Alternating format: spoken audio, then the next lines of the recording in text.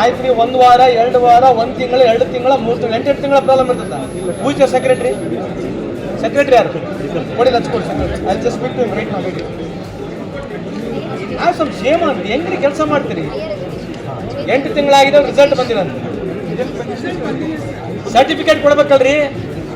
ಅಲ್ರಿ, ಒಂದ್ಸಲಿ ಹುಡುಗ ಬರ್ದಾದ್ಮೇಲೆ ಎಕ್ಸಾಮ್ ಬರ್ದಾಗ not university or government certificate. ಆಯ್ತಪ್ಪ, 1 ವಾರ 2 ವಾರ ಯಾರು ಹಾಕಿದ್ರು ಕೂಡ ಸಾಲ್ವ್ ಮಾಡೋರು ಯಾರು ಬರಬೇಕು?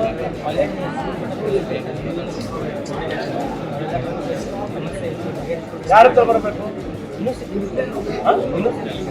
ಅದಕ್ಕೆ ಇವ್ರಿಗೇನು ಸಂಬಂಧ? whom are you talking on behalf of? Agreed appa, whom are you supporting now?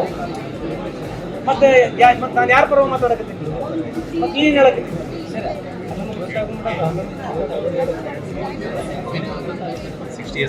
ಆಯ್ತಪ್ಪ. ನನಗೆ ಏನು ಹೇಳ್ಬೇಕಂತಿದ್ದೀರ? ಕ್ಲಿಯರ್ ಮಾಡಿ.